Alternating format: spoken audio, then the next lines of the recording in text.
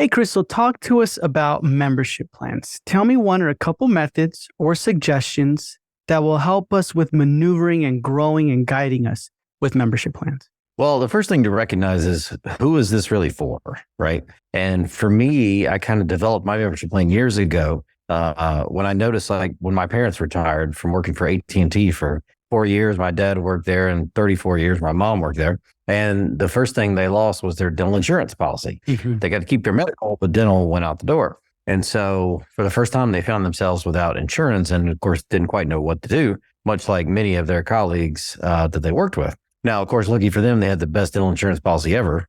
Me, who is now out of school. But outside of that, it definitely got me thinking. I was like, how many others are in that situation? And when I got an opportunity to do a educational seminar on site at this active independent living and retirement community, I realized that my parents weren't alone. In fact, most of the folks over the age of 65 today are in that boat. And through whatever reason, I've decided that they had lost their dental insurance policy that they had forever, that their employer supplemented. And so it kind of was interesting, talking to these folks. I noticed, I asked a simple question. I had like a room of 60 people. I asked them, I was like, well, how many of you have been to the dentist for any reason in the last year? I don't really care for what, but you've been to the office. And only 10 people out of 60 raised their hand. I was like, oof, that ain't good. Well, how many of you have dental insurance? And of course, the 10 who'd been to the dentist raised their hand. Now it's clicking in my head. I'm like, all right, how many of you would have gone had you had insurance? And the other 50 raised their hand. And I was like, there it is, right? So instantly, my target market just told me this barrier keeping them from coming to see any dentist, right? Much less me. So I knew I needed some kind of solution for that problem because our culture, it's so ingrained in us that you have to have insurance to go to see any doctor. So when we don't have it, we feel like we can't go. Plus, when you retire, your mindset shifts to a scarcity mindset where you got all this money, a certain amount of money saved up, and now that's it. That's what you got to live off of. And so forever, right? As long as you live, it's ticking away, ticking away, ticking away. So the scarcity of that loss every month, and they feel like they got to hold on to it. So they when they price out dental insurance and it's going to cost anywhere from $600 to $700 a year for a policy, suddenly they're like, yeah, that's not going to work for me. I can't afford that, is what they think in their mind. So in essence, they think, well, I can't afford it. Well, that means I can't go unless it hurts or I'm in pain.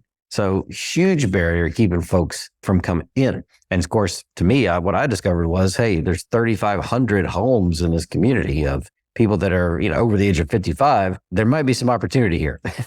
So I go back the next month and I talk about my membership plan. And for those without insurance, this is what I created for you guys. And flash forward a few years later, I had about 3,000 patients on the membership plan between two of my offices. So it was a powerful tool to, the membership plan itself, to attract a patient who wasn't going to see any dentist for any reason, but motivate them to not only come in and do their preventative care for hygiene, but also when treatment was discovered, because they were a plan member and they saved, guess what? They scheduled the treatment. Now, what do you specifically talk about to entice them, to kind of bring them in? Because I guess we can just mention like, oh, y'all don't have insurance, and then what? You know what I mean? Kind of like, where do you go with that? So in essence, I needed some kind of two things. I needed something to talk about more than just a membership plan. Mm-hmm. And you can't really have sales or solicitations there. So it had to be educational. So I had to slip it in under the educational moniker. At the same time, I knew nobody wants to come hear about dentistry, right? Especially those of that age who, back then, when they were kids, anesthesia was optional, meaning you had to pay for it, right? And most of their parents, because they didn't get anesthesia because it wasn't invented, didn't pay for it for their kids. So they had some pretty nasty experiences. So coming to hear I talk about dentistry was probably in their top 5 worst fears. So I knew I needed something to get over those kind of barriers. So I decided to do, number one, an educational seminar. And number two, my hook was I brought my Napa Valley wine that I'd spent way too much on at a recent trip. It was sitting in my house, and I was like, it'd be nice if I could turn this personal expense into a business expense. So my hook was, you can't get to Napa Valley because I thought they're retired. Maybe they don't travel as much.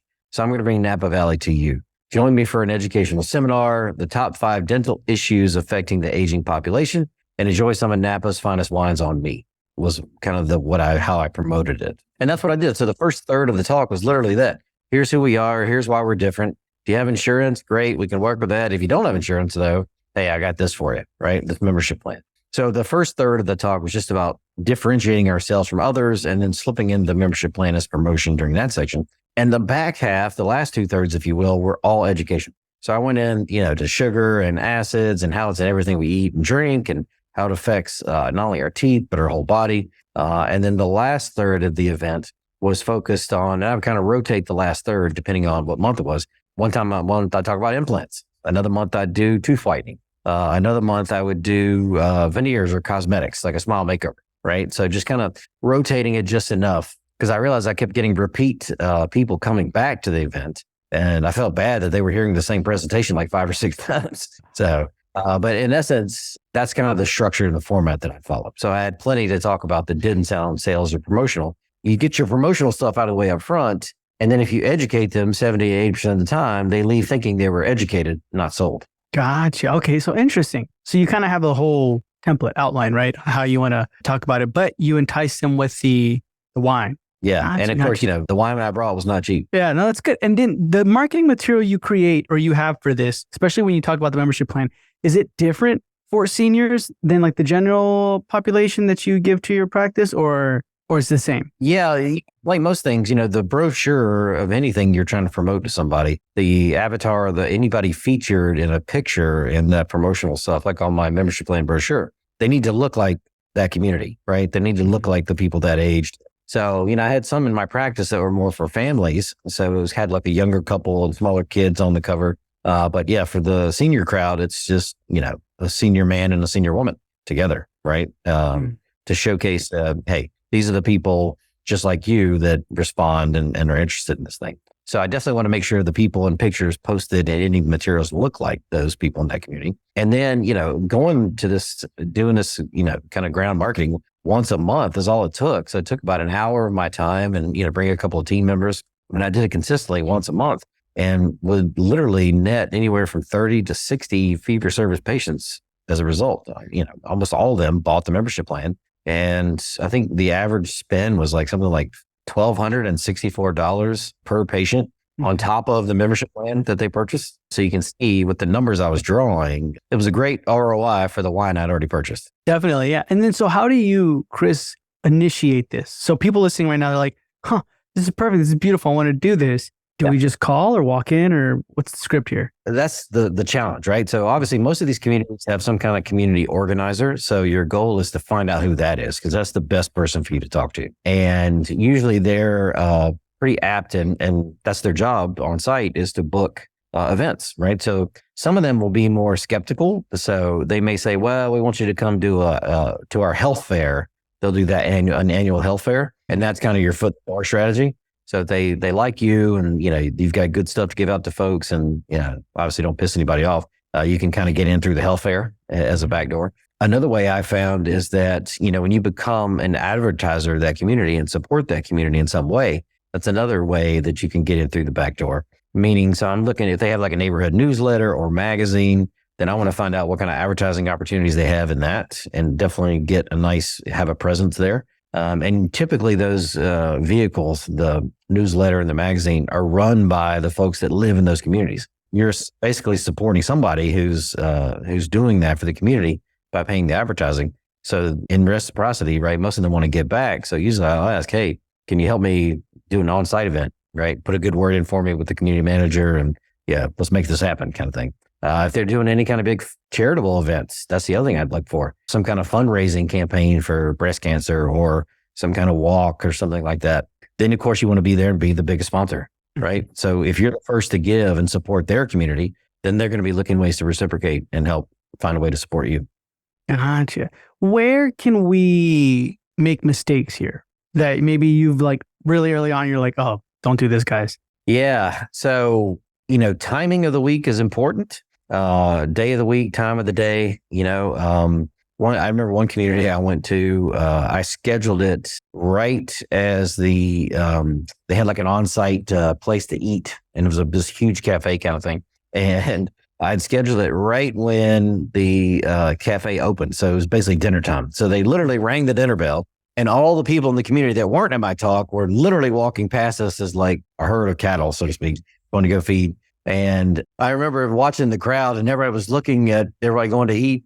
and looking at me and looking at the crowd, looking at me and looking at the crowd. Like the scarcity of not being with them, the FOMO of missing out on dinner time was killing them. And I was like, oh crap, I lost them. The mindset had already shifted, kind of thing. Yeah. So before dinner, so you're talking like 4:30, right? Because they eat early. You want to hit them before dinner if possible. Or if you're going to hit them after dinner, you could switch to wine to doing more like an ice cream social. So kind of do a dessert thing. It's not, of course, not everybody drinks and you may want to attract a different crowd. So an ice cream social has also worked out really well because they like their ice cream. Yeah. Okay. Interesting, man. I like that. Now, when it comes to the company that you co-own, Dental Membership Direct, right? Yes. Why, I guess, in the sense of, I know we hear a lot of the times we should make our own plan. And then they say like, oh yeah, go with this one because it's like super, all the features and everything. Dental Membership Direct is more, what would you say? To put it in one word, it's simple. All right. Most of the softwares I've seen out there, third-party vendors that help you organize and track this and bill your patients, it's nice bells and whistles to look at on their dashboards, enough to distract you from the fact that you're overpaying for data and that doesn't really do anything for you and your team's not going to use. So our clients said, look, we want something simple, right? Because that's what we need in our offices. We can't spend 20, 30 minutes onboarding a patient, sifting through all this data to find out how we onboard somebody and charge them a credit card. We need to be able to get them on board and buy our plan within 30 seconds to a minute while the patient's at the front desk, because that's usually where all this is. So based on our client's team and the doctor's feedback, that's what we try to do, was make it simple. Simple to use, simple to understand, and simple to pay for. Gotcha. Awesome. So that's going to be in the show notes below if anybody wants to check that out. And Chris, I appreciate your time. And if anyone has further questions, where can they reach out to you directly? Yeah, probably the best email is chris@drphelpshelps.com. Awesome. So that's going to be in the show notes below. And Chris, thank you so much for being with me on this Monday morning marketing episode. Awesome. Thanks, Michael.